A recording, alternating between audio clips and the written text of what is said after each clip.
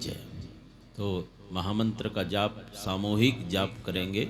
मैं एक बार बोलूँगा, आप सब ने उच्चारण करना ताकि उस आत्मा को बल मिले और दिव्य धाम में प्रवेश करे। एक बार मैं बोलूँ, पीछे से सब ने उच्चारण करना प्यार से महामंत्र का जाप सब मिलकर। बहुत सरल मंत्र है, सब मिलके प्यार से बोलिए। श्री कृष्ण सच्चिदानंद पार ब्रह्म पूर्ण परमात्मा श्री कृष्ण सच्चिदानंद पार ब्रह्म पूर्ण परमात्मा श्री कृष्ण सच्चिदानंद पार ब्रह्म पूर्ण परमात्मा। इसी नाम को भज भज के सदा सुख ल्यो। हे आत्मा इसी नाम को भज भज के सदा सुख ल्यो। हे आत्मा बोलो सच्चिदानंद भगवान की, बोलो भागवत भगवान की जय, बोलो दिवंगत आत्मा की जय। प्यार से बोली जय जय श्री राम, जय जय श्री राम, जय जय श्री राम। तो आइए अब हम सूक्ष्म रूप से भागवत भगवान की शरणागत होते हुए कथा प्रसंगों की तरफ। सज्जनों 18,000 श्लोकों से ओतप्रोत ये भागवत भगवान ये 335 अध्याय में ओतप्रोत इतना विशाल ग्रंथ 7 दिन में 2-3 घंटों में कथा कहानी के माध्यम से इसको संपूर्ण रूप से हम रसपान कर लें, ये कतई संभव नहीं है। सदगुरु सुखदेव भगवान ने राजा परीक्षित को जो सुनाई, तो उन्होंने जो कथा सुनाई तो वहां पर न तो भजन था न बाहर की बातें थी एक भी, और बिना खाए बिना पिए एक निष्ठ होकर के 7 दिन 7 रात तक लगातार कथा चली बिना रुके। जिस खाने पीने की वजह से राजा को भूख लगी थी, जिस खाने पीने के चक्कर में राजा को क्रोध आया और मरा हुआ सर्प संत के गले में डाल दिया आदि आदि बहुत सारा घटनाक्रम आगे कोशिश करेंगे उसमें जाएं। तो 7 दिन में उनको सर्पदंश से मृत्यु का दंड मिला। आज ऐसा व्रत अपनाया, अनुष्ठान अपनाया कि खाना पीना सोना जागना सब कुछ भूल करके एकमात्र लगन है सदगुरु सुखदेव भगवान के मुखारविंद से निश्रित अमृत रसपान का करते करते करते करते न खाने की सुध रही न पीने की सुध रही। बस एकमात्र कब भेटी हूं कब पाया हूं पार पावन पूर्णानंद। एक तड़प एक प्यास के साथ, तलब के साथ, लगन के साथ, जिस निष्ठा के साथ परीक्षित ने कथा सुनी, तब जाकर के 7 दिन में, तो हम तो 1-1.5 घंटे 2 घंटे में, हमारे में इतने में न बोलने में हमारी पात्रता है न सुनने में पात्रता है, हमारे में वो औकात वो योग्यता नहीं है। अतः सागर है। हरिद्वार जाते हैं आप गंगा स्नान करने, गंगा स्नान करते हो, सारी की सारी गंगा में आप स्नान नहीं कर सकते हो? बताओ कौन कौन गए गंगा जी? सभी, लगभग सभी लोग गए। सारी की सारी गंगा में कोई नहीं गोता लगा सकता, कोई लगा सकता? और घर लौट के आते हो तो घर वालों के लिए प्रसाद रूप में गंगा जल लेके आते हो, पूरी की पूरी गंगा उठा के कोई ला सकता है? अपने अपने पात्र के हिसाब से, कोई केनी में, कोई कुछ में, जो भी आपके पास, हमारे पास जो पात्र होता है उस पात्र के अनुरूप ही हम जल ले आ पाते हैं। सारी की सारी गंगा हम नहीं ला सकते। ऐसे ही ये कथा रस सागर है।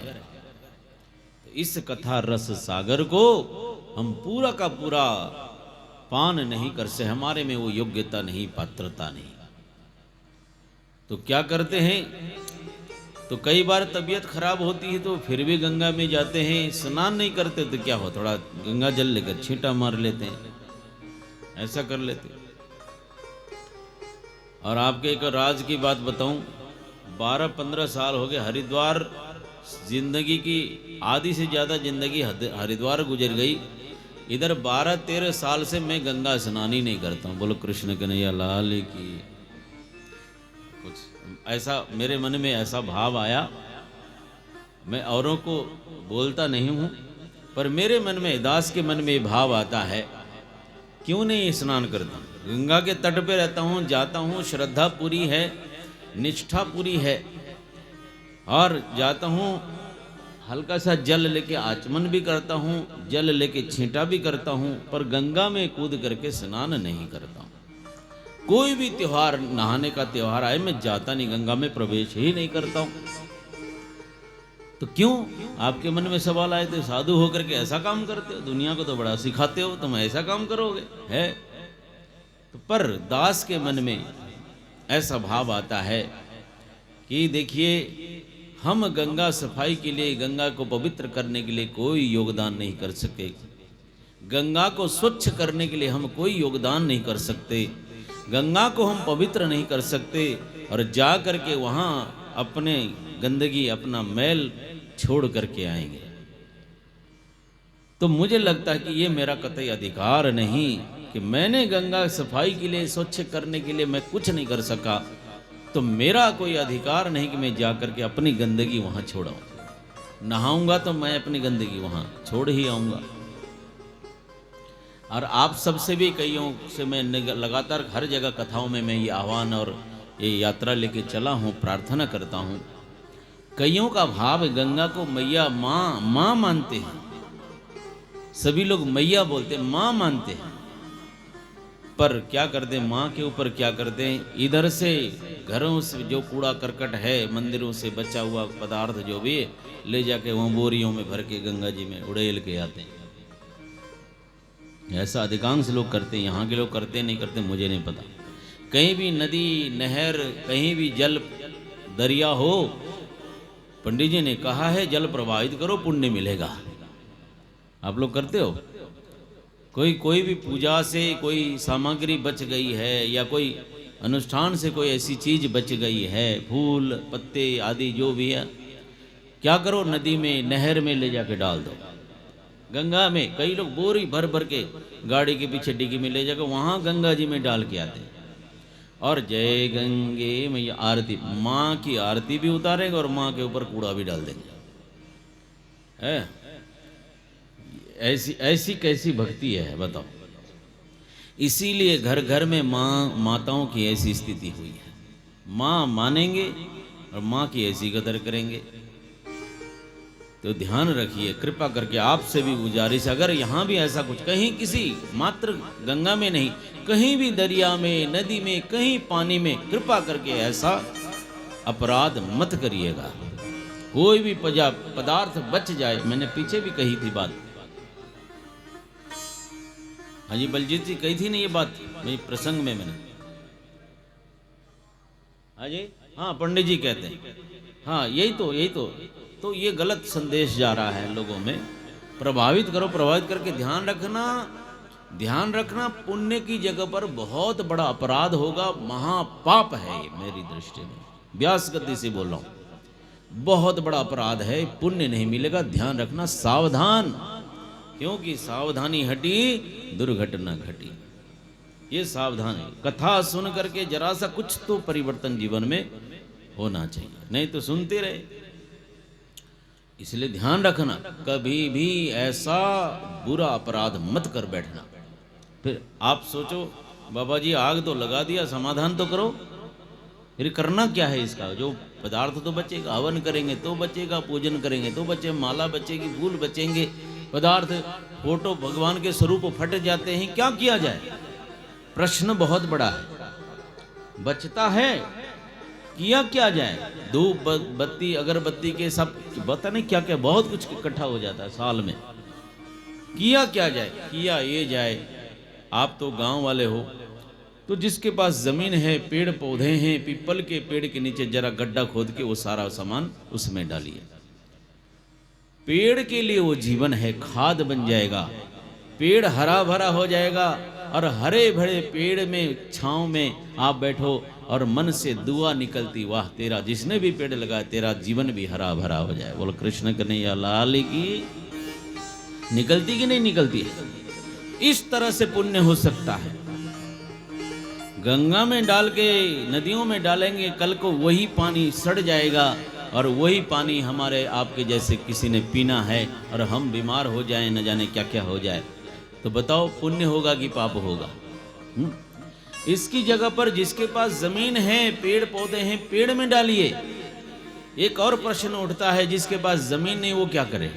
आजकल तो फ्लैटों में रहते लोग, तो फ्लैटों में रहते हैं तो वो क्या करें? तो संतों ने बताया उपाय ये है कि उन पदार्थों को तसले में रख करके सुखा दो, फिर उसका दाह संस्कार करो। ध्यान दीजिए, मेरी तरफ देखिएगा आप।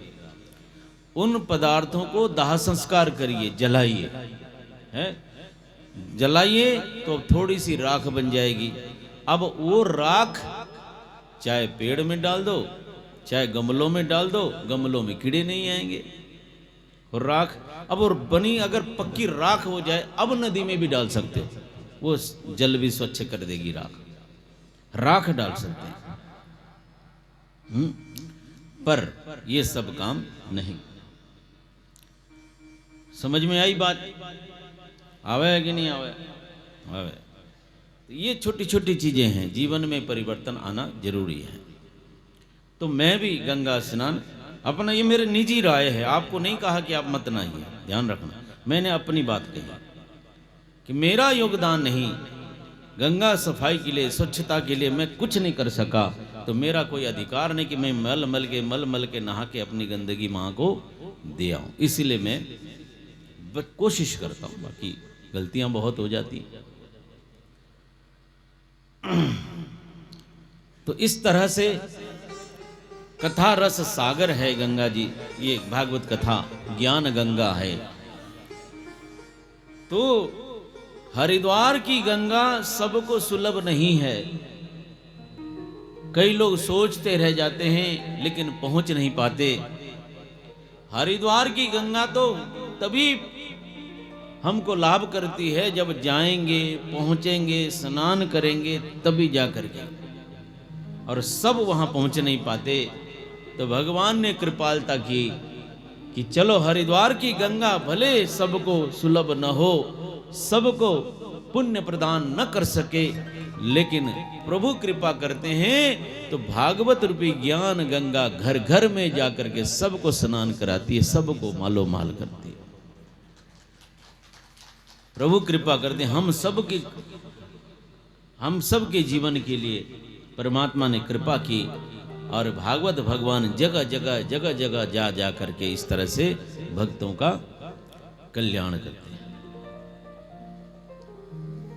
तो हमने बात बताई थी, पूरा का पूरा गंगा का लाभ हम नहीं ले सकते, तो कहीं कहीं छींटे लगा लेंगे, कहीं आचमन कर देंगे, है ना।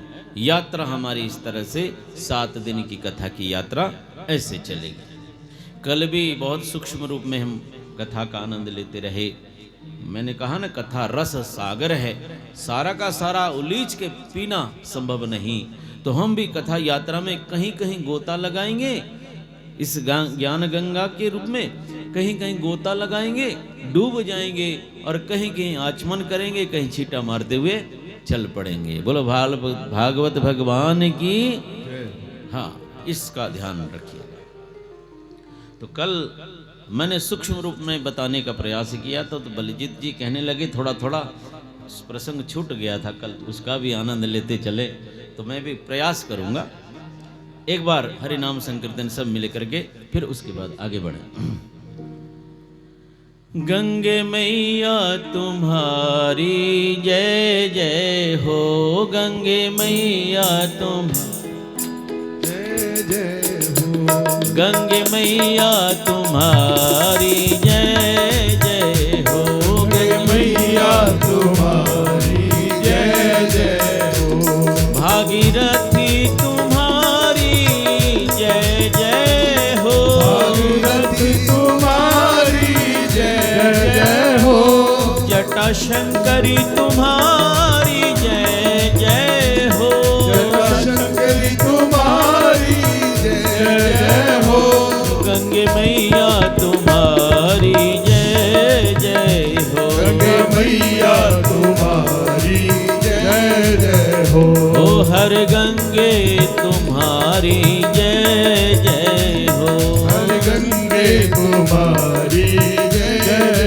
हो, गंगे मैया तुम्हारी जय जय हो, मैया तुम्हारी जय जय हो, माँ भवानी तुम्हारी जय जय हो, तुम्हारी जय जय हो, तेरी जय जय हो, तेरी जय जय हो, तेरी जय जय हो, तेरी जय जय हो, तेरी जय जय हो, तेरी जय जय हो, तेरी जय जय हो, तेरी जय जय हो, जानवी तुम्हारी जय जय हो, तुम्हारी जय जय हो, विष्णुपदी तुम्हारी जय जय हो, विष्णुपति तुम्हारी जय जय हो, हर गंगे तुम्हारी जय जय हो, गंगे तुम्हारी जय जय हो, ओ गंगे मैया तुम्हारी जय जय हो, गंगे मैया तुम्हारी जय जय हो, ओ गंगे मैया तुम्हारी जय जय हो, गंगे मैया तुम्हारी जय जय हो, तेरी जय जय हो, तेरी जय जय हो, तेरी जय जय हो, तेरी जय जय हो, तेरी जय जय जय हो, तेरी जय जय जय हो, तेरी जय जय हो, तेरी जय जय हो, तेरी जय जय हो, जय जय हो, तेरी जय जय हो, तेरी जय जय हो, तेरी जय जय हो, तेरी जय जय हो, तेरी जय जय हो, जय जय हो, तेरी जय जय हो, तेरी जय जय हो, तेरी जय जय हो, तेरी जय जय हो, ओ गंगे मैया तुम्हारी जय जय हो, गंगे मैया तुम्हारी जय जय हो, गंगे मैया तुम्हारी जय जय हो, गंगे मैया तुम्हारी जय जय हो, ओ गंगे मैया तुम्हारी जय हो, गंगे मैया तुम्हारी श्री जय गंगे जय हो, मैया की। प्यार से बोले सब मिलके हाथ ऊपर करके ऐसा करिए जैसे हम सब मिलके स्नान कर रहे हो। हर हर महादेव। एक एक नाक पकड़ के डुबकी लगा रहे, हर हर महादेव, हर हर महादेव, हर हर महादेव। चलिए स्नान भी हो गया। आज नहा के आए थे कि नहीं? हैं? स्नान हो गया ना। कभी कभी तबीयत खराब होती तो हम भी नहीं नहाते, बट ड्राई क्लीन कर लेते हैं ऐसा ही। श्री राधे। तो आइए भागवत जी के विषय में प्रवेश करें। संत सुत जी महाराज 88,000 ऋषियों के बीच में नैमिषारण्य के पावन भूमि में 88,000 ऋषियों के बीच, शौनक आदि ऋषियों के बीच में कथा श्रवण करा रहे हैं। तो सूत जी महाराज के प्रवेश से सभी संत गदगद हो गए। शौनक जिनको आचार्य बनाया था, उन्होंने प्रश्न किए विविध प्रकार के कि भागवत जी की महिमा क्या है, क्यों सुननी चाहिए और इसको सुनकर के क्या होगा। तो उस पर सूत जी महाराज कथा सुना रहे कि एक बार नारद ऋषि, देवर्षि नारद भ्रमण विचरण करते करते बद्री विशाल आश्रम, उत्तराखंड बद्री का आश्रम, बद्रीनाथ भगवान के तलहटी में, वहां पहुंचे। बद्री का आश्रम में सनत सनंदन सनातन सनत कुमार, ब्रह्मा जी के मानस पुत्र, साधना रत कथा सत्संग लाभ, बस यही आनंद प्राप्त कर रहे थे। अचानक नारद पहुंचे।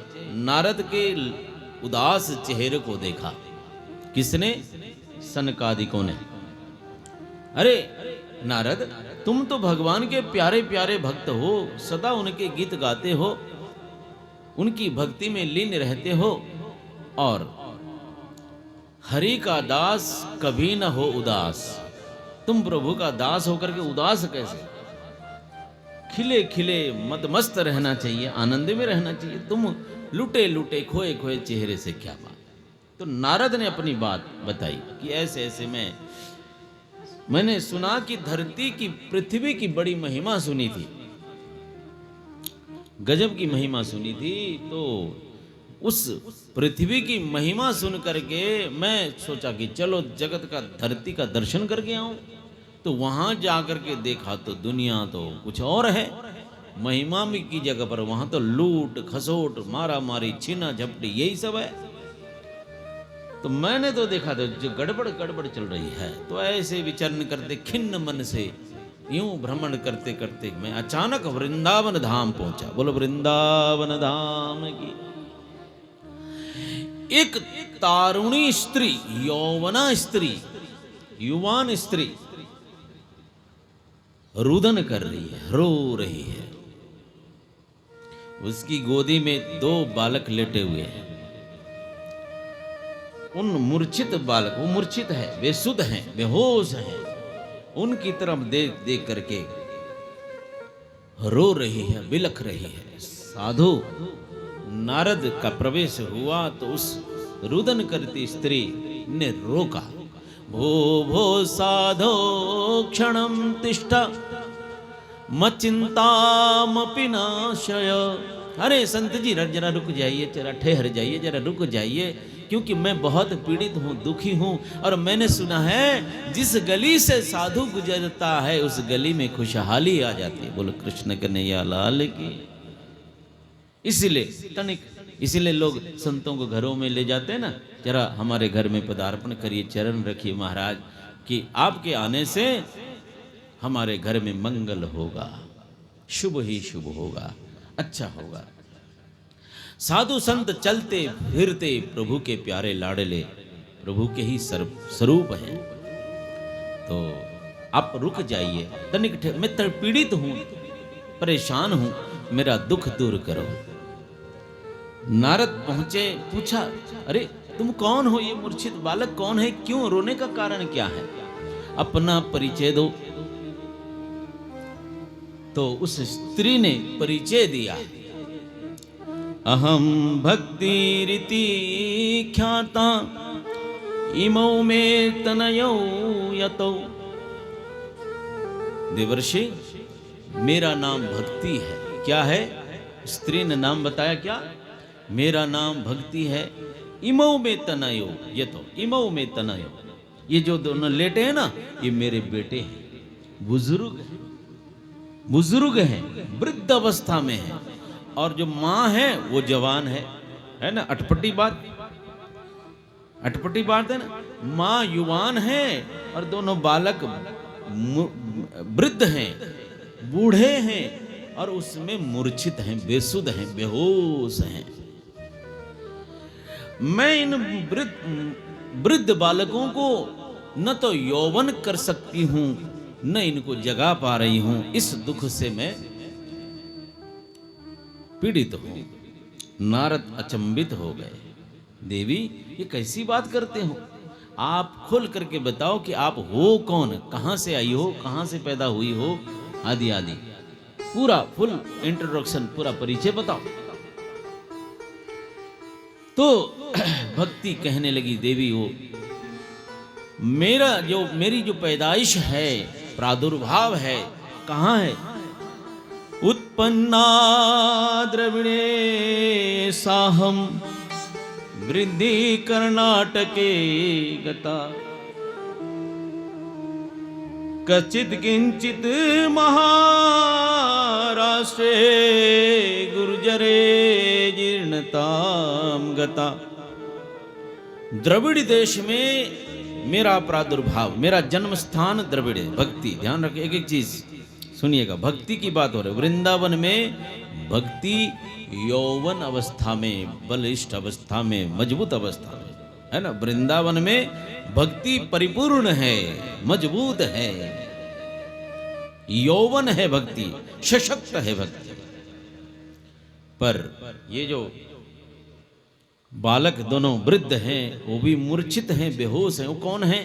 ये मेरे बेटे हैं, जिनका नाम है ज्ञान और वैराग।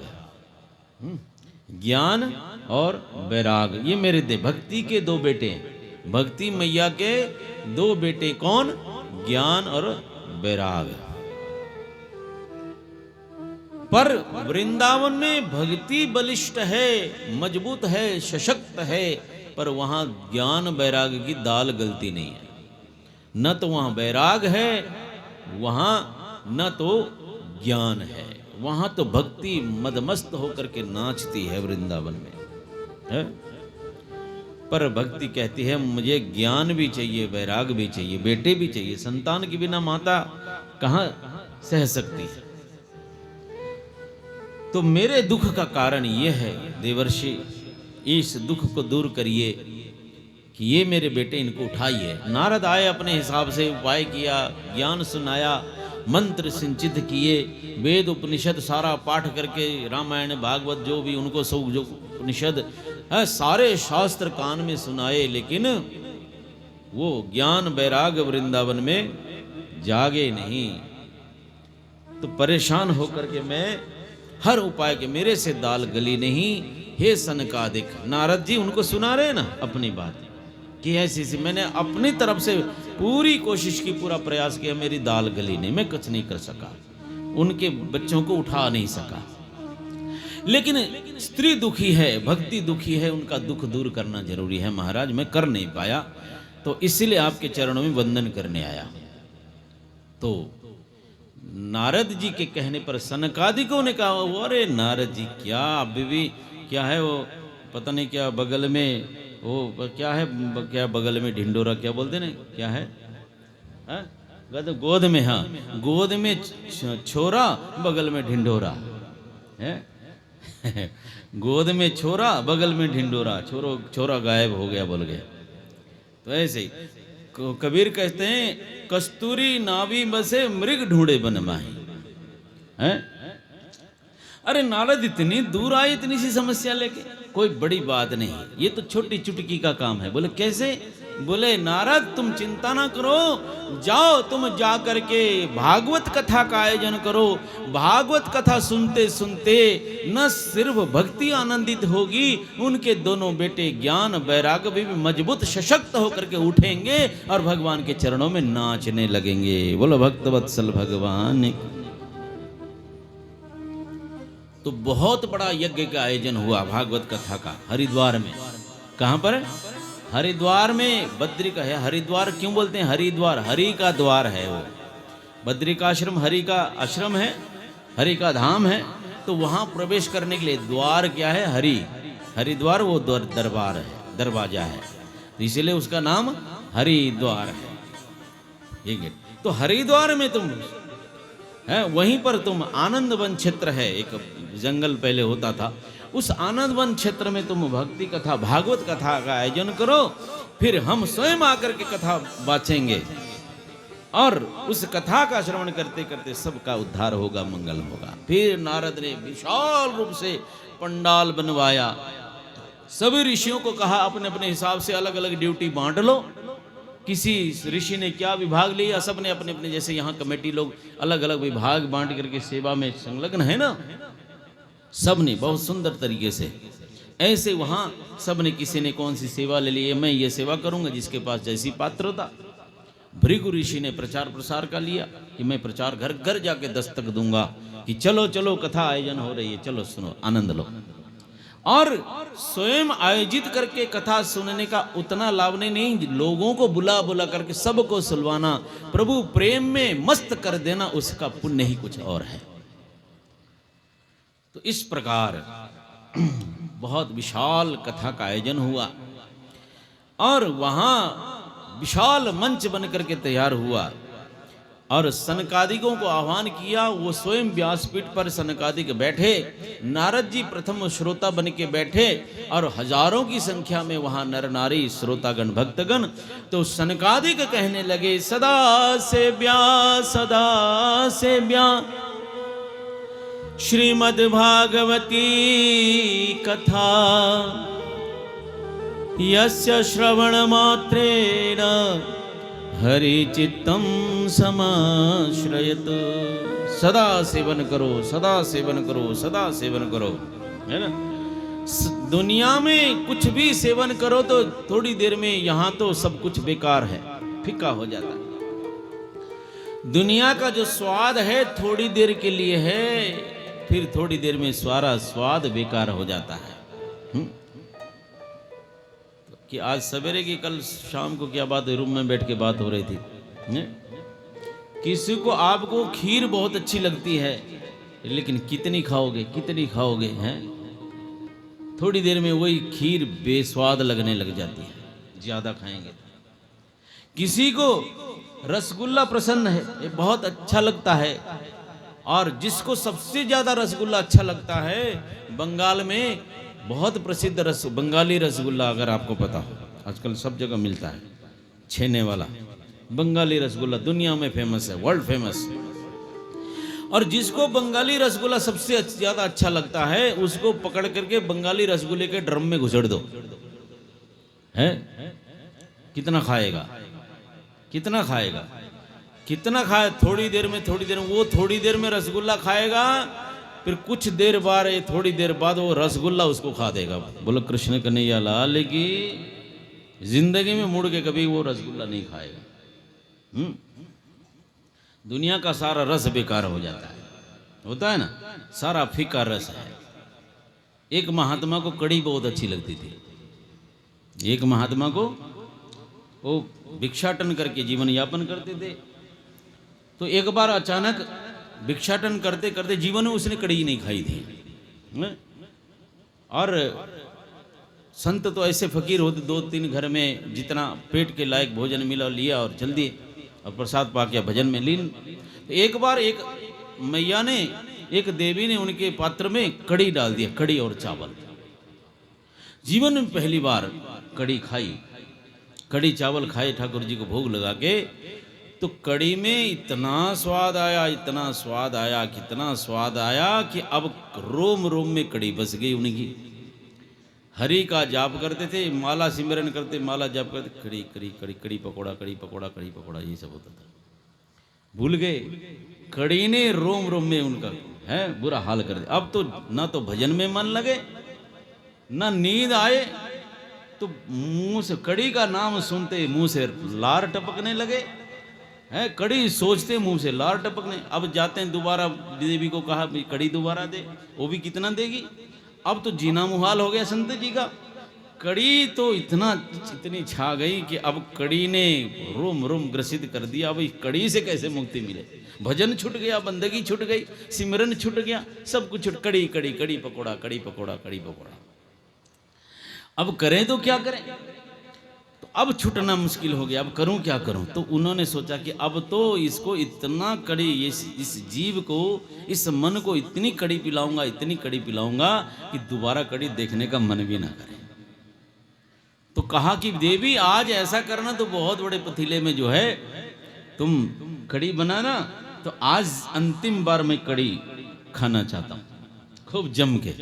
देवी ने भी संत ने कहा कि चलो भर भर के इतना पतीला भर के कड़ी बनाई कि महाराज पाओ आप प्रसाद। महाराज है कि आज तो कि मन जो परेशान कर रहा था भजन बंदगी में रोके बैठा था कि आज उस कड़ी को ऐसे पीने लगे। कड़ी पकौड़ा पहले तो स्वाद आया बड़ा अच्छा, पीने लगे पेट भर गया, इतना हो गया ऊपर, फिर भी चल पी कड़ी, तू कड़ी पकौड़ा खाना चाहता और इतना ऊपर हो गया तो अब तो उल्टियाँ होने लगी। और वो इतना फिर भी उल्टी होने लगी, वो पतीले में उल्टी करे, उसी उल्टी को फिर ले तू खा कड़ी, कड़ी खाना चाहता फिर खा कड़ी, फिर उल्टी करते फिर उसी को, फिर तो नाक से मुंह से कान से सब जगह कड़ी कड़ी निकले चारों तरफ से। फिर भी इतने रोम रोम में कड़ी इतनी हो गई, कड़ी पकौड़ा इतना, कहीं से पकौड़ा निकले, कहीं से कहीं कड़ी निकली, रस निकले, और जहां से निकले उठा उठा के फिर डाले जा, खा कड़ी पकौड़ा, खा कड़ी पकौड़ा। इतना ज्यादा कड़ी पकौड़ा रगड़ दिया कि इनके चित्त से, रोम रोम से, चित्त की गहराई से, मन से, हर जगह से कड़ी से इतनी दूर भागे, जिंदगी में कभी कड़ी उनको याद नहीं आई। बोलो कृष्ण कन्हैया लाल की। ये आपके लिए मत, आपके लिए नहीं, आप अपने लिए मत सोचना, ठीक है। बोलो कृष्ण कन्हैया लाल की। तो सनकादिक कहते हैं नारद जी, जीवन में सदा सदा सेवन करने, दुनिया में तो जो कुछ भी है जरा सा थोड़ी देर में सारा रस फीका हो जाता है, और सदा सदा खुशी देने वाली, सदा आनंद देने वाली तो एकमात्र हरि चर्चा है, श्री हरि की कथा है। इसलिए सदा सेव्या श्रीमद् भागवती कथा। तो इसका फल क्या है? यस्य श्रवण मात्रेण हरि चित्तम समाश्रयत। सदा श्री हरि की चर्चा सुनेंगे, कथा सुनेंगे तो क्या लाभ होगा, क्या फल मिलेगा? हरि चित्तम समाश्रयत। वो हरि परमात्मा आपके चित्त में आकर के, मन में आकर के बस जाएंगे। परमात्मा और हृदय में, आपके मन मंदिर में आकर के घर बना के बस जाएंगे। कितनी सरल भक्ति बताई, ध्यान रखें, लेकिन निष्ठा पूर्वक ध्यान रखें, पात्रता पूर्वक, है ना। सिर्फ कुछ नहीं करना, ना दान देना, न कुछ करना, न पूजा नैवेद्य, न आरती वंदन, कुछ नहीं करना, इसको बोलते हैं श्रवण भक्ति। बैठ करके सिर्फ कथा सुननी है, लेकिन कैसे सुननी? ऐसे सुननी कि स्वयं प्रभु आकर के आपके हृदय मन मंदिर में आके बस जाए। तो कितनी निष्ठा चाहिए, कितनी श्रद्धा चाहिए, आप विचार करें।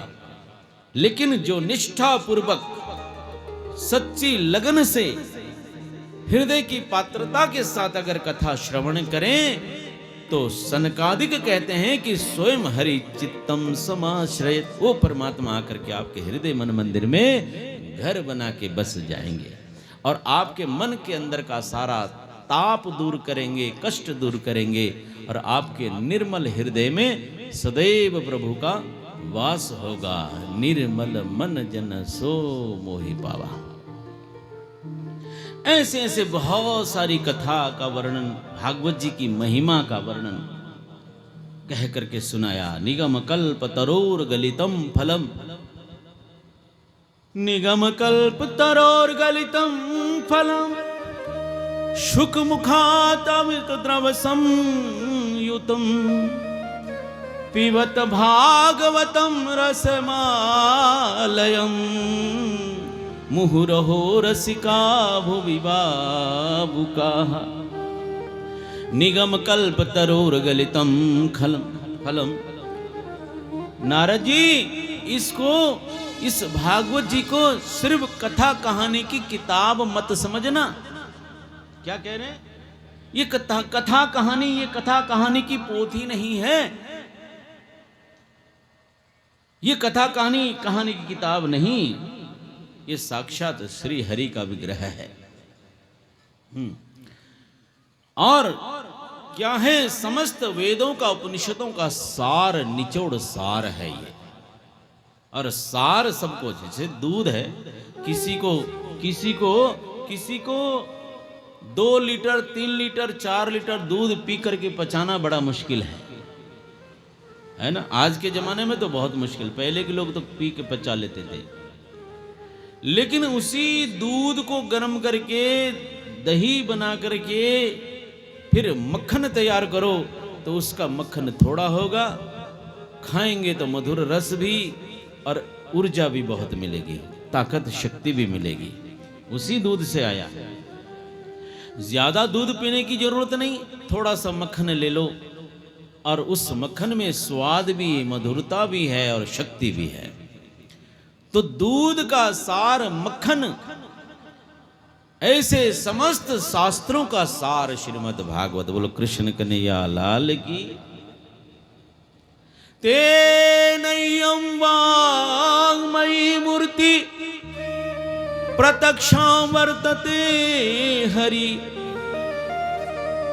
तेनय्यं वाङ्मयी मूर्ति प्रत्यक्षां वर्तते हरि। प्रत्यक्ष श्री हरि का विग्रह है। हाँ, इसको पाठ करिए, सेवा करिए, सिमरन करिए, कुछ न करें आकर के दर्शनात् पाप नाशिनी, कुछ नहीं कर सकते। भागवत भगवान का सच्ची निष्ठा से दर्शन मात्र कर लें तो भागवत भगवान उनका भी मंगल कर देंगे। भागवत जी की महिमा का वर्णन हो रहा है।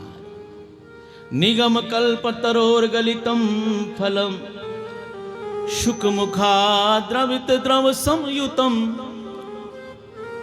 पीवत भागवतम रसमालयम मुहुरहो रसिका भुवि भावुका। ये भागवत निगम कल्प तरोर गलितम फलम। मान लो एक आम का वृक्ष है, ये आम में फल लगते हैं। देखिए आम के जर्रे जर्रे में रस है कि नहीं बताइए?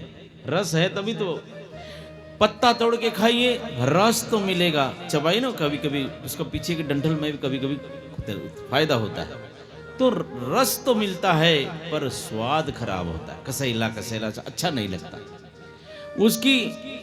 उसका छिलका उतार के खाइए, रस तो मिलेगा पर स्वाद नहीं मिलेगा। एक एक डाली तोड़ करके चबाइए, रस तो मिलेगा पर स्वाद नहीं। आम के पेड़ में, जड़ में, पत्ते में, डाली में, शाखा में कहीं भी रस है पर स्वाद नहीं। पर वही आम का रस फल बन के आता है, वही आम का रस ही तो है फल भी, आम। और पक करके तैयार हो गया और पका हुआ फल ठाकुर जी को अर्पण करके फिर प्रसाद रूप में आप पाते हो। कितना स्वाद, कितना स्वाद उसी में। वही आम का रस था, न डाली से, न शाखा से, न पत्ते से, न जड़ से, कहीं से आनंद नहीं आता था। वही रस तो है। अब पक करके तैयार हुआ तो कितना मधुर रस है। ऐसे ही ये श्रीमद् भागवत क्या है? निगम कल्प तरोर गलितम फलम। जितने भी हमारे देश में, राष्ट्र में शास्त्र भरे पड़े हैं, वैदिक वांग्मय है, वेद उपनिषद ग्रंथ न्याय ब्राह्मण शास्त्र न जाने बार लगा हुआ है।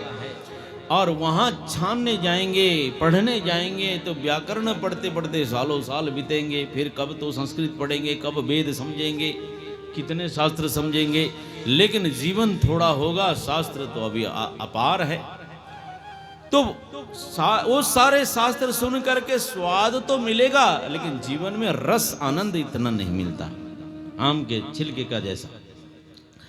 पर समस्त शास्त्रों का सार ये भागवत मधुर अमृत रस फल है। ये मधुर फल है। कौन कह रहा है? ये सनकादिक नारद जी को सुना रहे हैं, सुत जी शौनकादि ऋषियों को सुना रहे हैं। अब वही सब शास्त्रों का सार निचोड़ के सारे शास्त्रों का रस भर भर के इस ग्रंथ में डाल दिया। भागवत रूपी ये फल पक करके तैयार है। और पक करके तैयार फल उस आम को क्या किया? शुक मुखाद अमृत द्रव समयुतम। बलजीत जी सुनिएगा, आपने मुझे आग्रह किया था, आपका ध्यान इधर उधर हो रहा है।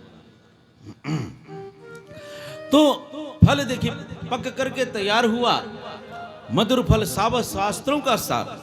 अब जब आपने देखा हो आम के फल में तोते जूठा कर जाते हैं, अमरूद भी, आम भी, कोई फल तोते आते हैं ना। मैं जिधर बाग में गया तो तोते परेशान करते हैं, और वहाँ फल के लिए वहाँ उनको भगाने के लिए रखा। तो बोले तोता उस फल को चोंच मारता है जो सबसे ज़्यादा मधुर होता है, सबसे ज़्यादा स्वादिष्ट होता है। कई फलों को चोंच मारता है, टेस्ट करता है कौन सा फल मीठा है, कौन सा फल मीठा है। तो ये भागवत रूपी भी ये फल है, मधुर फल पक करके तैयार है, और ये स्वादिष्ट है कि नहीं इसको प्रमाणित किया सदगुरु सुखदेव भगवान ने। बोलो कृष्ण कन्हैया लाल की। शुक मुखाद अमृत द्रव संयुतम है, सदगुरु सुखदेव भगवान के मुखारविंद से निस्सृत ये अमृत फल पक करके मधुर बन के तैयार है। क्योंकि सुखदेव जी के मुखारविंद से निकला है, इसीलिए अति माधुर्यता से भरपूर है। बोलो भागवत भगवान की। इसीलिए ऐसे फल को पीबत भागवतम रसमालयम, ऐसे फल को पियो। आप कहोगे ले फल कोई पीने की चीज है? फल तो खाया जाता है ना। फल कोई पीने की चीज है? फल तो मुख से चबा चबा के खाते हैं। ये कैसे फल है? बोले ये फल खाया जाने वाला फल नहीं, ये पिया जाने वाला फल है। कृष्ण की सारी चीजें ऐसी है ना, कृष्ण की तो ना तो लीला समझ में आती है, न उसके काम समझ में आते, ना उनकी कृपा समझ में आती, उसका कुछ भी नहीं समझ में आता, उसकी कथा भी नहीं समझ में आती। उसका एक एक काम रहस्य से भरपूर है। तो ऐसे ये मैं सुनाया करता हूँ, कृष्ण लीला है अटपटी झटपट लखे न कोई। जल्दी कृष्ण किसी के भेजे में उतरता नहीं। कृष्ण लीला है अटपटी झटपट लखे ना कोई, जो मन के खटपट मिटे चटपट दर्शन होय। जब तक मन में खटपट खटपट खटपट है तब तक कृष्ण भेजे में नहीं उतरता। तो जब मन का खटपट मिट जाए तब श्याम नाम के साबुन से मन का मैल धुलाएगा। निर्मल मन के शीशे में तू श्याम का दर्शन। हाँ, जब तक मन निर्मल नहीं होगा, खटपट खटपट रहित वो नहीं होगा। है तो कृष्ण लीला है अटपटी झटपट लखे ना कोई, जो मन की खटपट मिटे तो चटपट दर्शन हो। है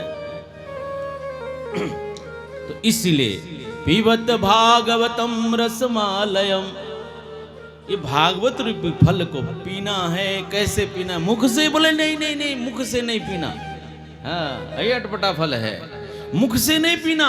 पीबत भागवतम रसमालयम, भागवत रूपी फल को पीना है। कैसे पीना? मुख से? बोले नहीं नहीं नहीं नहीं, श्रवण रद्रेण, कानों से पीना है। बोलो कृष्ण कन्हैया लाल की।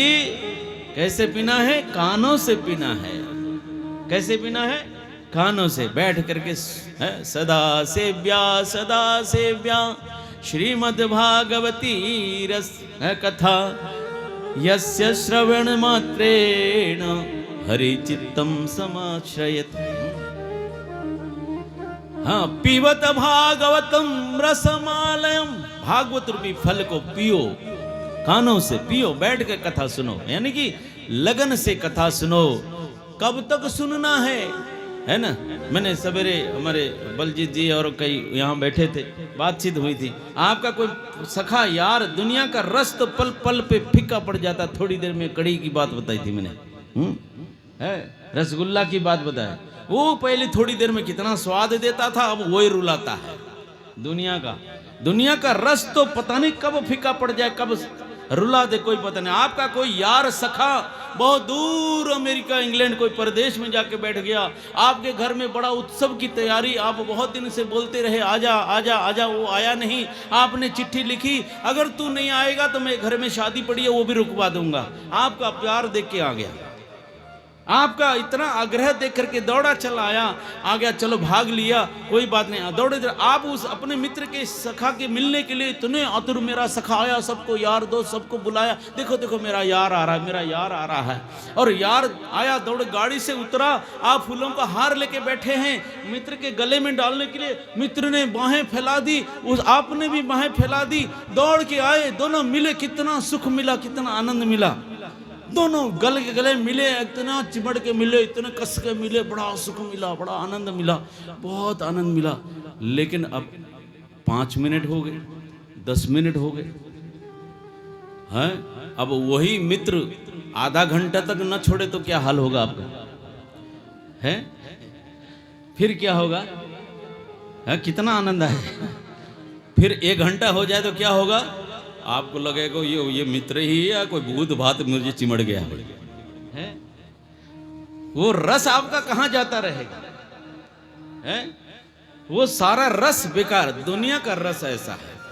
इसीलिए प्रभु प्रेम का रस, कृष्ण कथा का रस, प्रभु भागवत कथा का रस ऐसा है। कब तक पीना है सत पीवत भागवतम रसमालयम, ये भागवत रूपी फल को ऐसा पियो, कब तक पियो, कब तक पीना? बोले रसम आलयम आलयम पर्यंतम, यानी कि जब तक जिंदगी रहेगी तब तक इसको पीते रहो, पीते रहो। बोलो भागवत भगवान की। हाँ, जब तक जीवन है तब तक इसको सदा है, बार बार बार मांगहूं हर्ष देव श्री अंग, पद सरोजन पायनी, भक्ति सदा सत्संग है। ऐसा वरदान मांगी, ऐसा वरदान मांगिए, प्रभु मुझे और कुछ नहीं चाहिए, मेरे जीवन में भक्ति और सदा सदा सत्संग दो। सदा सत्संग, सत्संग 1 दिन 2 दिन की बात नहीं, प्रभु प्रेम का प्याला सदा पीते रहो, साधु संगति सदा करते रहो। ऐसे बहुत सारे प्रसंग हैं, लेकिन अब यहाँ घड़ी तो मुझे रुकती नहीं, मेरे पास आती, जैसे यहाँ बैठता हूँ घड़ी स्पीड पकड़ लेती बड़ी तेज। जब एग्जाम देने बच्चे बैठते हैं ना, तो आगे पीछे टाइम पास नहीं होता। जब एग्जाम में बैठते हैं घड़ी इतनी स्पीड भागती है, बाद में बच्चा जरा सा 5 मिनट भी टाइम मिलता तो मजा न जाने में इतना लिख देता, आता सब कुछ था, लेकिन मुझे टाइम कम पड़ गया है, टाइम कम पड़ गया, टाइम ही नहीं मिला मुझे। टाइम किसी को मिलता कभी? किसी को है जाने, किसी को टाइम मिलता है? कथा सुनने का टाइम नहीं है, मंदिर में आने का टाइम नहीं।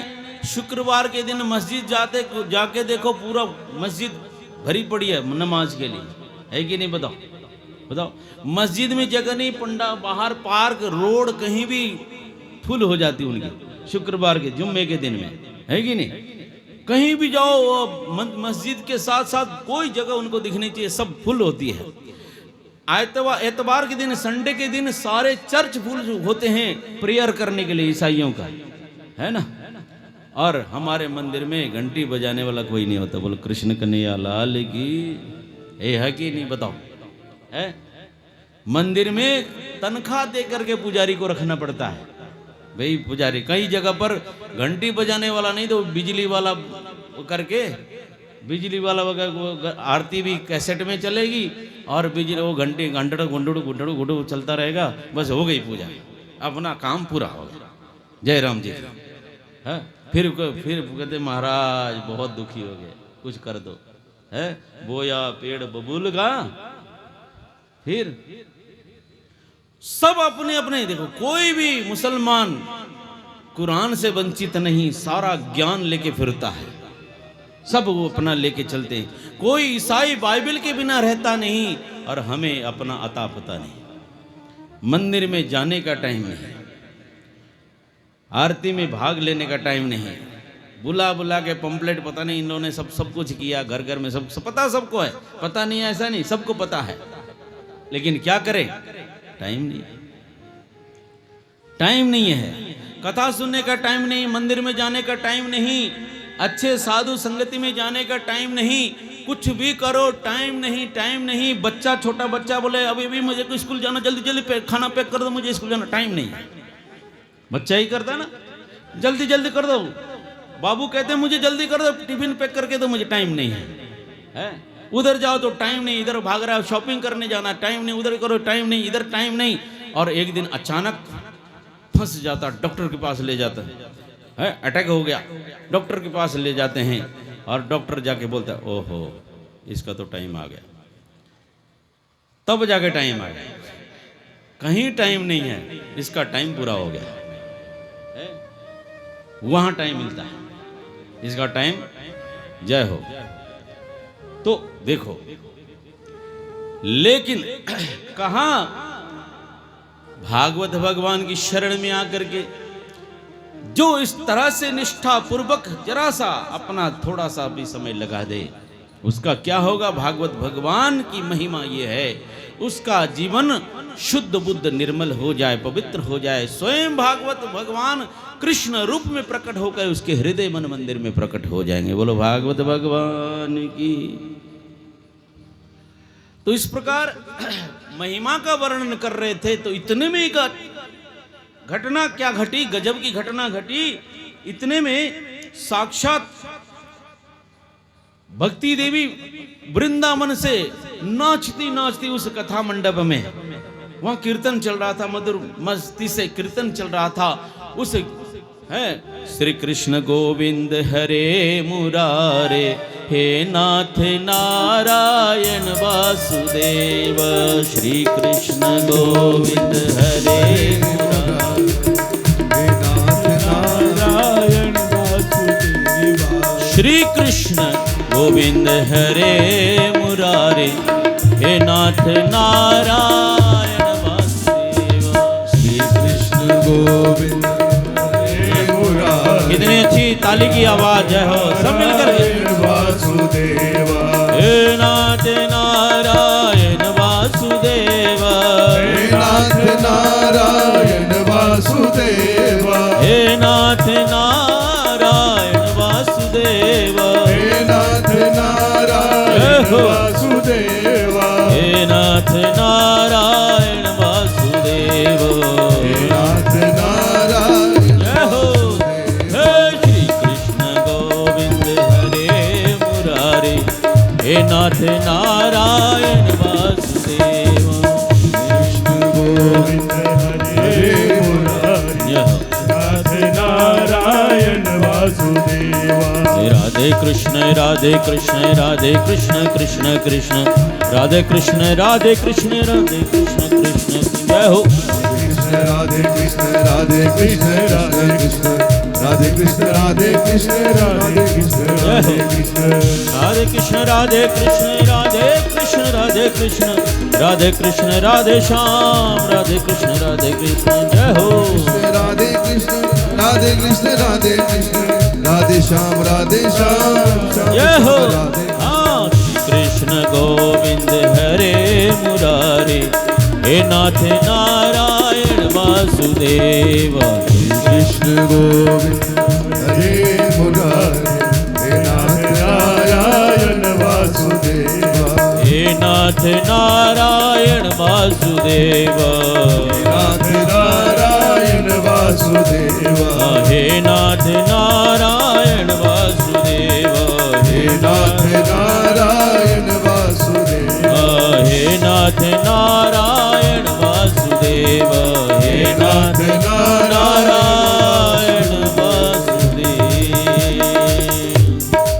बोलो भक्त वत्सल भगवान की जय। आपका जैसा ही जयकारा लगाया था उन्होंने, बिल्कुल आपकी तरह जयकारा लगाया, तभी भक्ति दौड़ी आई। जैसे आपने बोला था ना, तो ऐसे ही जयकारा लगाया तभी भक्ति दौड़ी चली आई थी। एक बार फिर लगाना, कैसे लगाया था आपने? बोलो कृष्ण कन्हैया लाल की, भागवत भगवान की। धन्यवाद। तो साक्षात भक्ति देवी वृंदावन में रो रही थी, वहां मदमस्त होकर नाचने लगी। तो हैरानी तो तब है, उनके दो जो बेहोश बालक थे, मूर्छित थे। कौन?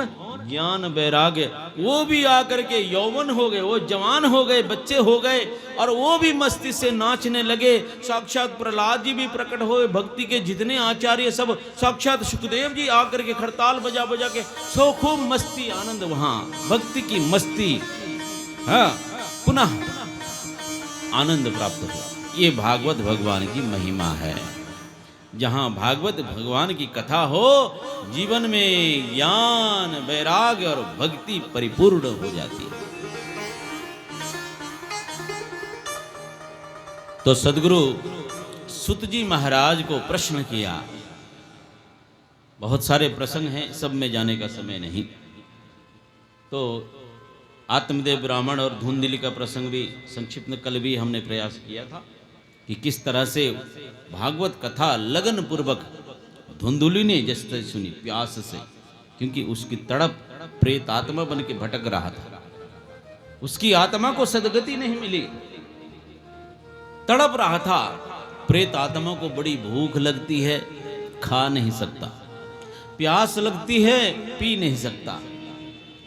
तो लोगों को देखता है कि लोग खा रहे हैं, पी रहे हैं, और वो कुछ नहीं कर सकता, इसलिए उनके पास जाकर चिमड़ जाता है। बड़ी दुखद स्थिति होती है। तो दुखद होकर के, परेशान होकर के इधर से उधर परेशान था। तब गोकर्ण महाराज के माध्यम से, उनका जो भाई था दूसरा, उस कथा में जाने का समय नहीं अभी, पर गोकर्ण महाराज, उस गोकर्ण जो है संत प्रसाद से प्राप्त फल गोकर्ण, जिसके कान गौ माता की तरह, लेकिन गोकर्णो पंडितो ज्ञानी धुंधुकारी महाखला, है ना। संत प्रसाद से प्राप्त गोकर्ण महाराज पंडित ज्ञानी परम हंस भक्त बन गए। और धुंधुकारी धुंधुली का बेटा था, है धुंधुली। धुंधुली मतलब ये सारी कथा क्या है, आत्मदेव ब्राह्मण की ये जो कथा प्रसंग से हम क्या ले, जीवन में लेने जैसी बात है। तो आत्मदेव ब्राह्मण कौन है? बोले आत्मा तो हमारी आत्मा है, आत्मदेव आत्मा है। तो धुंधुली उसकी पत्नी, हमारी पत्नी धुंधुली कब है? धुंधली मतलब जिसको धुंध साफ नहीं दिखता है ना, कोहरा लगता है ना जाड़े में, धुंध लगती है, धुंध लगती है तो कुछ नहीं दिखता है सामने। जिसकी नजर में धुंधली हो, धुंधला दिखता हो, जिसको दुनिया साफ नहीं दिखती, नजर साफ उसकी नहीं है, जिसको चारों तरफ कपट ही कपट दिखता है, चारों तरफ नुकसान नकारात्मकता भरी पड़ी जिसकी नजर में, उस जिसकी नजर में धुंधली, उसका नाम है धुंधली। जिसकी नजर में धुंध है वही धुंधली है। तो उसका बेटा धुंधली जो है, उसका बेटा धुंधकारी, ऐसे था ना, धुंधकारी, धुंधली का बेटा धुंधकारी। और संत प्रसाद से पाया जो बालक है, उसका नाम क्या है? गोकर्ण महाराज। गोकर्णो पंडितो ज्ञानी धुंधकारी महाखल। एक संत प्रसाद से पाया तो परम प्रतापी ज्ञानी परमहंस बन गए। तो अपने भाई के उद्धार के लिए उन्होंने उपक्रम किया कि कैसे मैं अपने भाई, उसने आकर के सताने के प्रयास किया। धुंधकारी ने एक बार अपने घर में आके शयन करने लगे तो बहुत प्रेत आत्मा ने उसको परेशान किया। वो कभी बिस्तरा उठा के फेंके, कभी न जाने क्या क्या आवाजें करे, है? तो परेशान गोकर्ण महाराज ने आवाज लगाई, कौन हो भाई, इतना तंग मुझे क्यों करते हो, मुझे ढंग से भजन करने नहीं देते।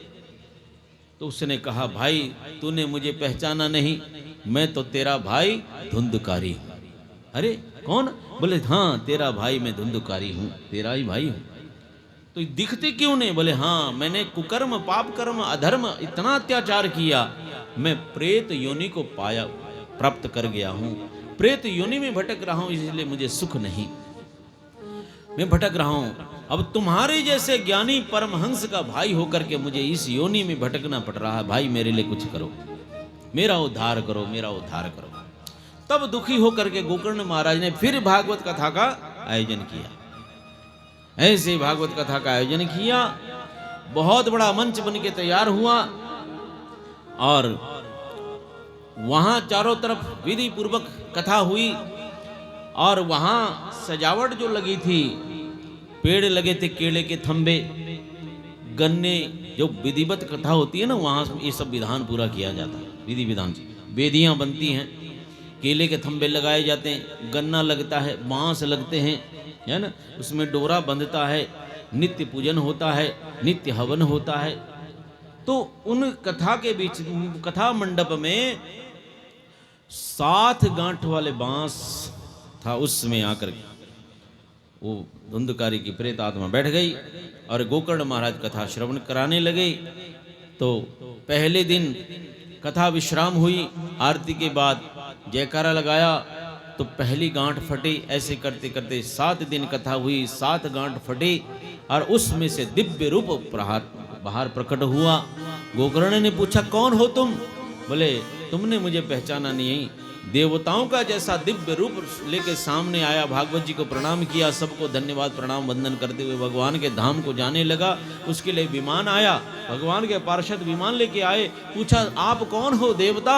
आप देव हो क्या? बोले, देव नहीं, मैं तो गोकर्ण का भाई धुंधकारी हूँ, लेकिन मैं भागवत कथा श्रवण करते करते जीवन भर इतना कुकर्म पाप कर्म किया, मेरे कहीं शांति नहीं थी, लेकिन इस पंडाल में बैठ करके मैं जो सवन भागवत कथा का श्रवण करते करते करते मुझे देवताओं का जैसा दिव्य रूप प्राप्त हुआ और मैं भगवान के धाम को जा रहा हूं। बोलो भागवत भगवान की। इस तरह से भागवत भगवान की महिमा का वर्णन। तो आइए 2 मिनट हरिनाम संकीर्तन सब मिलकर के प्यार से। गोपाला गोपाला रे प्यारो नंद लाला, गोपाला गोपाला रे, सभी मीठी मीठी ताली से वाह। गोपाला गोपाला रे प्यारो नंद लाला, गोपाला गोपाला रे प्यारो नंद लाला, गोपाला गोपाला रे प्यारो नंद लाला, गोपाला रे प्यारो नंद लाला, प्यारो नंद लाला मदन गोपाला, प्यारो नंद लाला मदन गोपाला, मदन गोपाला प्यारो नंद लाला, मदन गोपाला प्यारो नंद लाला। जय हो गोपाला गोपाला रे प्यारो नंद लाला, गोपाला गोपाला रे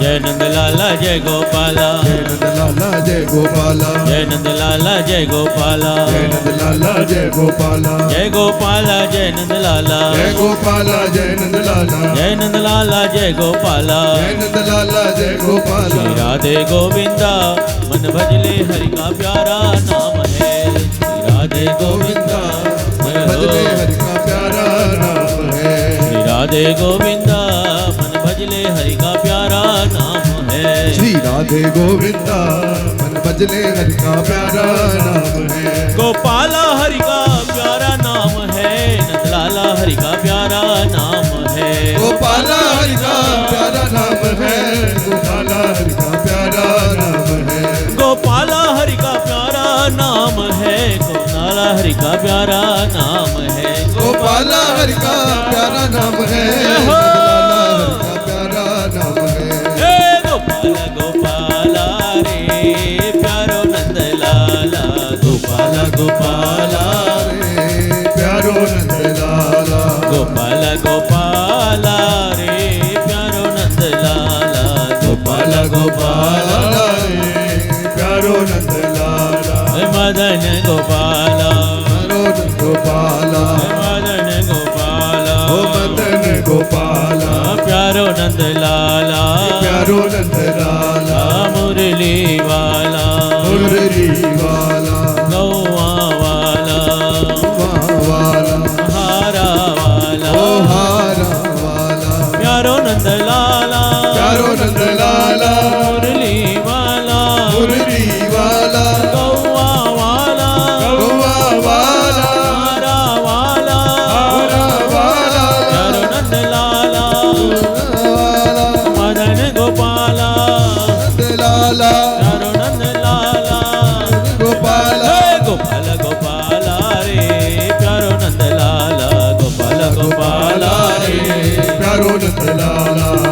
गोपाल रे प्यारो नंद लाला, गोपाल गोपाल रे प्यारो नंद लाला, गोपाल गोपाल रे प्यारो नंद लाला, गोपाल गोपाल रे प्यारो नंद श्री लाला। वृंदावन बिहारी लाल की,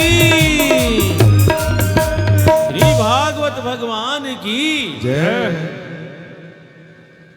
तो सुत जी महाराज को प्रश्न किया शौनक आदि ऋषियों ने कि गुरुदेव, हमने सुना है कि जिस राजा परीक्षित के साम्राज्य में चारों तरफ धर्म का बोलाबाला था, धर्म ही धर्म, कोई प्रजा दुखी नहीं, कोई कष्ट में नहीं, सभी भक्त प्रजा आनंदित सुखी थे, प्रजा को हुई अपनी संतान मान करके सेवा करते थे। राजा परीक्षित, ध्यान रखिएगा, जिसने धर्म के अलावा कोई काम किया नहीं, सत्य धर्म का बोला बाला जहां था और शुभ कर्म करने वाले ऐसे राजा परीक्षित के जीवन में इतना बड़ा दंड कैसे मिला है ना? दंड मिला, क्या मिला? सर्पदंश से अकाल मृत्यु का श्राप मिला है। ये पचने वाली बात नहीं। प्रश्न बनता है ना, हमारे जीवन में भी आप देखते हो, फलाना आदमी तो इतना पूजा पाठ भक्ति भाव करने वाला बंदा था, उसके जीवन में ऐसी विपरीत परिस्थिति क्यों आई? कई बार हमारा मन भी डामाडोल होता है ना। भाई हमने तो किसी का कुछ बिगाड़ा नहीं है। आज तक मुझे याद नहीं कि मैंने कभी आज किसी का कुछ जरा सा भी कुछ बाल बांका किया हो, लेकिन मेरे ही साथ ऐसी विपरीत घड़ी क्यों? तो श्रद्धा डामाडोल होती है, बड़ी बड़ी हस्तियों की डोलती है, हमारी क्या औकात? तो शौनक आदि ऋषियों ने प्रश्न किया सुत जी महाराज को, महाराज हमने परीक्षित के जीवन में जो जिस कुल के परीक्षित हैं, किस कुल के हैं? पांडव कुल है ना, पांडव कुल, जिनके जीवन के अंग संग स्वयं परमात्मा श्री कृष्ण बसते हों, उनके लिए उनके हर सुख दुख में साथ रहते हों, जिनके जीवन की हर एक पल में कृष्ण खड़े हों, ऐसे पांडव कुल के अंतिम चिराग महाराज परीक्षित, जैसे सबका सत्कर्म का संस्कार कूट कूट के भर दिया हो, ऐसे महाराज परीक्षित धर्मपरायण जीवन यापन करते हैं, बावजूद इसके इतना बड़ा दंड उनको मिला। तो प्रश्न तो बनता है, ऐसा क्या, ऐसा उनसे कौन सी चूक हो गई, कौन सी भूल हो गई भला कि उनको इतना दंड भोगना पड़ा? सुत जी कहने लगे, ऋषियों प्रसंग देखो, हर कार्य के पीछे कारण निहित है। No effect without causes, no causes without effect. कार्य कारण नियम है, हर कार्य के पीछे कोई न कोई कारण है। हम आप यहां बैठे, उसके पीछे कोई शुभ कारण होंगे, है ना? आज हमारा समय इस एक घड़ी दुनिया के प्रपंच में उलझते हुए नहीं बीत रहा है। आज हम हरि के चरणों में बैठ के उन्हीं का गीत गा रहे हैं, सुन रहे हैं। कितना सुंदर कभी हमने सुकृत किया होगा। हर कार्य के पीछे कोई न कोई कारण निहित है, ये कार्य कारण नियम है। आज हमारा जीवन जो भी है, हमारा प्रारब्ध का फल है ना? हमारा प्रारब्ध हमने कैसे बिताया होगा, ये वर्तमान है। ये जो हमारे साथ जो भी हो रहा है, ये हमारे प्रारब्ध का फल है। जरूर आपने या आपके पूर्वजों ने कोई सुकृत्य किया होगा, आपकी दो घड़ी यहाँ भगवान के चरणों में बीत रही है, नहीं तो न जाने दुनिया के गप्पे हाँकते है, दुनिया को बटोरते ही फुर्सत नहीं मिलती है। सुबह होती है, शाम होती है, जिंदगी यूं ही तमाम होती है? घास चूल्हा चौका, घास गोबर है, खेती किसानी करते करते कब फुस हो जाना कोई पता नहीं, कोई पता नहीं है, कोई पता है? क्षण भंगुर जीवन की कलिकाल, जीवन की कलिका कल प्रात को जान खिली न खिली। कलिकाल कुठार लिए फिरता, तन नम्र है चोट झिली न झिली। रट ले हरि नाम हरि रसना, फिर अंत समय में हिली न हिली। भजन करो भजन करो, बोले कोई नहीं अभी तो खाने खेलने दुनिया बटोरने का टाइम है, देखें बुढ़ापे में देख लेंगे, बुढ़ापे में देख लेंगे, बाद में देख लेंगे, जब फुर्सत होगी तब देख लेंगे, जब फ्री हो जाएंगे ये सारा, ये भी कर लूं, वो भी कर लूं, वो भी कर लूं, ये भी कर लूं, ये कर लूं, है करिष्यामि करिष्यामि करिष्यामि इति चिंतयत। हम सब इसी में चिंतन में हैं, ये भी कर लूं, वो भी कर लूं, वो भी कर लूं, वो भी कर लूं, वो भी बटोर लूं, वो भी इकट्ठा कर लूं, जिंदगी सारी बीत जाती है। करिष्यामि करिष्यामि करिष्यामि इति चिंतयत, मरिष्यामि मरिष्यामि मरिष्यामि इति विस्मृतम। है एक दिन मर के जाना, सब छोड़ के जाना, ये भूल जाते हैं। ये भी कर लो, वो भी बटोर लो, ये भी बटोर लो। श्वास श्वास प्रभु नाम जपो, वृथा श्वास मत खोए, ना जानो इन सांस को फिर आवे न हो। कोई पता थोड़ी बाहर की सांस अंदर जाएगी नहीं जाएगी, है इसलिए सावधान होना जरूरी। सावधानी हटी दुर्घटना घटी, कोई पता नहीं, समय रहते सब कर लो। तो ऐसा क्या किया, ऐसा क्या किया परीक्षित ने, इतना बड़ा दंड। जीवन भर हम ये संसार को बटरने में लग जाते हैं, हाथ में मिलता कुछ नहीं, मसलो तो सब बेकार, खाली हाथ जाना है। जिंदगी जब तक रहेगी फुर्सत न होगी काम से, है किसी को कोई टाइम नहीं, वही ना, जिंदगी जब तक रहेगी फुर्सत न होगी काम से, कुछ समय तो ऐसा निकालो प्रेम करो प्रभु राम से। अपने प्रभु से कोई कोई वक्त मिलता है, वो भी खुश नसीबी का, जब गुल खिले तब कहीं ऐसा मौका मिले। कई जन्मों का प्रताप जागता है तब ये घड़ी सामने आती है, न जाने, नहीं तो पता नहीं कहां कहां संसार को बटोरते पता नहीं लगता। इसलिए परीक्षित के प्रति, जो परीक्षित के जीवन में आया है, मन में प्रश्न उठना स्वाभाविक है, ऐसा क्या किया होगा, पर उसके पीछे भी कोई ना कोई कारण जरूर है। जो कि ऐसा श्राप लगा है परीक्षित को, ऐसा श्राप लगा, परीक्षित का श्राप लगा, वो दंड उनको भोगना पड़ा। लेकिन उस दंड के माध्यम से जो परीक्षित ने दुनिया में हाय हाय करके दुनिया में भागने नहीं गए, दुनिया वालों के पास उस समस्या के समाधान के लिए रोने नहीं गए, परीक्षित सब कुछ छोड़ करके संत शरणागत हो गए। तो उस संत शरणागत होने के बाद, सदगुरु भगवान के चरणों में अर्पित होने के बाद, वो श्राप श्राप नहीं रहा, वो श्राप भी वरदान साबित हो गया। बोलो भागवत भगवान की। वो श्राप भी है, संत चरण में आने के बाद श्राप नहीं रहा, वो वरदान में परिणत हो। तो सुत जी महाराज कहने लगे ऋषियों कि महाराज सम्राट परीक्षित जब योग्य हुए, उनके कंधे में राजपाट सब कुछ साम्राज्य आ गया,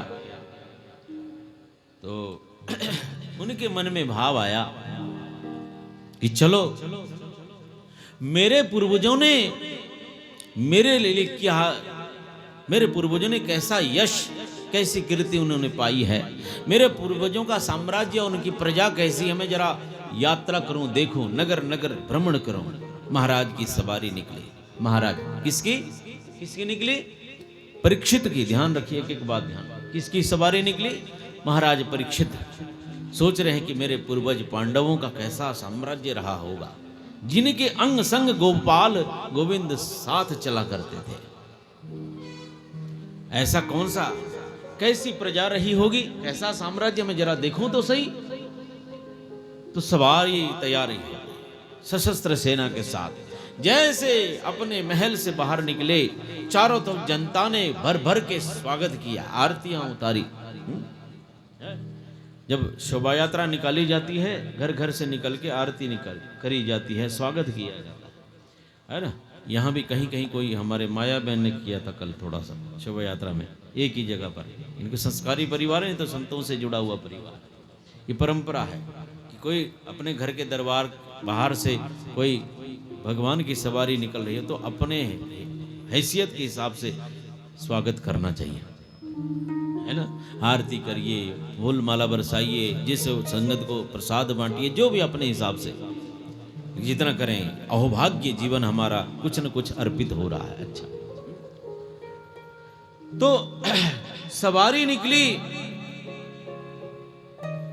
तो जैसे नगर वासियों ने देखा कि महाराज स्वयं आए हैं तो खूब भर भर के जय जयकार के साथ स्वागत सत्कार होने लगा। महाराज परीक्षित, धन्य हो महाराज परीक्षित, जय हो, जय जयकार आपका हो, क्योंकि आपके पूर्वजों ने इतना सुकृत्य किया महाराज, आप उनके अंश हैं, इसलिए हमारे लिए आप पूजिए। आपके पूर्वजों के बखान हम कर नहीं सकते, पूर्वजों की महिमा है ना। अपने पूर्वज खानदान का आपके सामने आपके खानदान की कोई बड़ाई करते कितना अच्छा लगता है, लगता है कि नहीं ना। आपके खानदान की तारीफ हो, प्रशंसा हो, पूर्वजों की महिमा का कोई गुणगान कर दे तो सीना चौड़ा होता है। वाह, हमारे पूर्वज ऐसे थे, हम उनकी संतान हैं, उनके अंश हैं।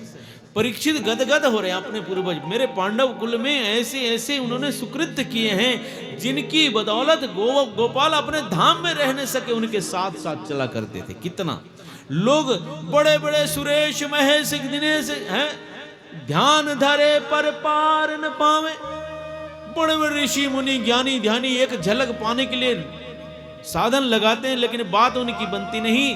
और ये पांडव देखो कितने धन्य हैं जिनके अंग संग गोपाल सदैव विराजमान है, उनके हर सुख दुख में साथ हैं। कितना शुभ कर्म किया होगा। पांडवों के अपने पूर्वजों के बखान सुन सुन के परीक्षित गदगद हो गए। आनंद आ रहा है उनको, बहुत सुंदर आनंद आया।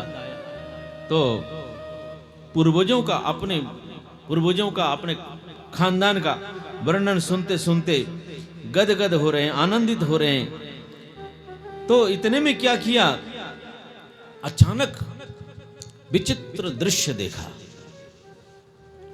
अभी तक तो बहुत आनंद हो रहा, जय जयकार, महिमा, प्रशंसा, खानदान का बखान सब सुनते सुनते मध्य रास्ते में जब पहुंचे, एक विचित्र दृश्य रोड पे है, एक विचित्र दृश्य देखा सड़क पे बीच बीच। क्या देखा, एक बैल है, एक पांव पे खड़ा है। एक बैल, बड़द क्या बोलते हैं आप हरियाणा में, बड़द है ना।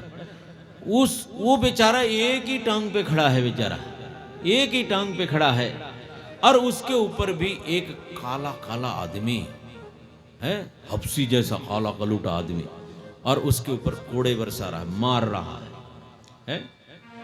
ध्यान से सुनिएगा कथा।